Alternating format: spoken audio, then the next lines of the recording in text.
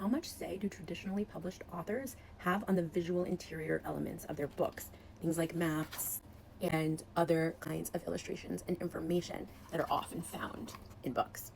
This was something I wondered about a lot before I became an author, and I know that it is something that a lot of authors, especially fantasy authors, really care about. And these are things they want in their books, and they want to know how they can affect getting them in their books. And my experience taught me so much. In fact, it taught me that you can get things you may not have expected, that I think many authors who are already published might not even realize they could be influencing. And so I want to share my experience. Hi, I am Andrea Max. I am the author of The Art of Exile, a debut YA fantasy magic school book that came out last month. And I love sharing my debut experience to help other aspiring authors. So let's talk about interior visuals. Now, I'm going to open this by saying that this experience is going to vary widely between publishers, between imprints, and between individual publishing experiences.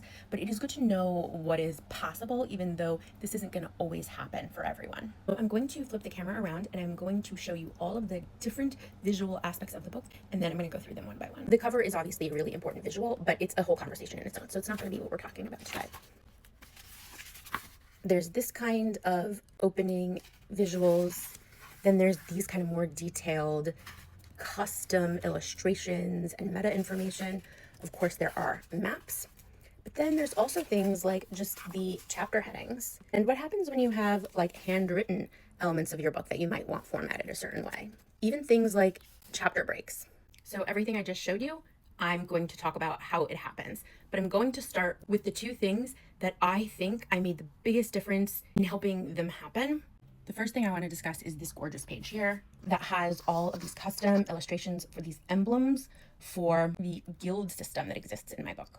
I always knew from back when I was drafting my book that I wanted custom guild emblems, school emblems, other emblems, and I had no idea if this was something I would be able to get from my publisher. But when I the sense that this was not a conversation that was happening, that this was not something that they were planning to put in the opening of the book, I decided to take things into my own hands.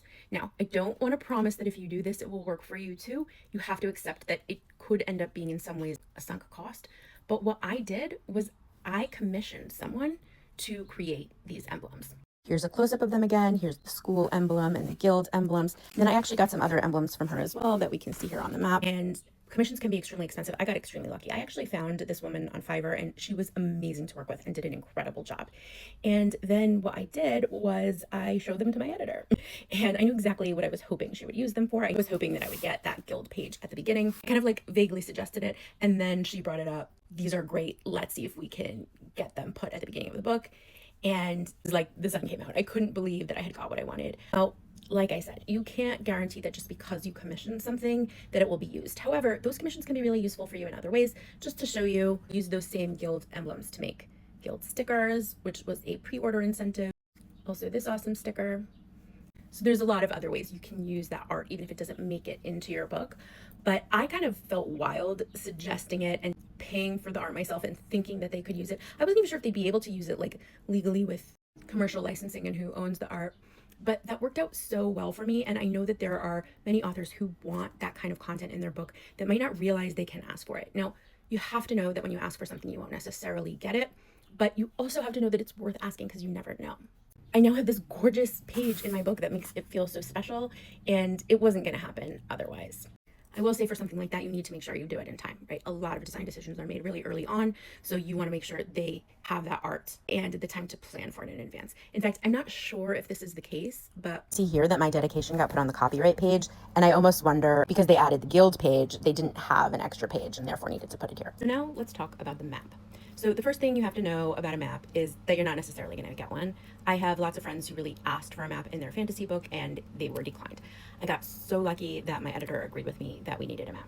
It happens to be we didn't have the same idea of what the map should be. I wanted a map of the island where the school is and of the school itself, and my editor wanted a world map. Now this was great and all, but it is based in our world, and therefore the map was quite similar to our world map, and I wanted to make it more interesting, and so let's take a look. I suggested adding all these annotations. You can see that there's like handwritten notes with helpful annotations by Ada Castle, by the protagonist, and I think that that really transformed this map. And then you can also see here, I ended up getting a little bit of a map of the school, which is something I really wanted. I gave them that illustration of the school myself.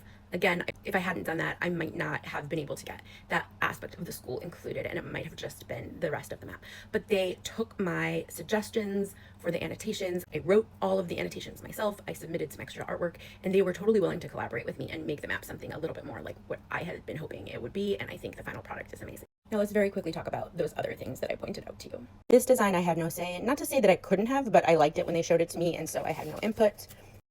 The chapter openings, I didn't love them at first. I suggested some changes. I wanted like maybe the school emblem kind of transparent or something else going on here, but the designer wanted to keep it simple.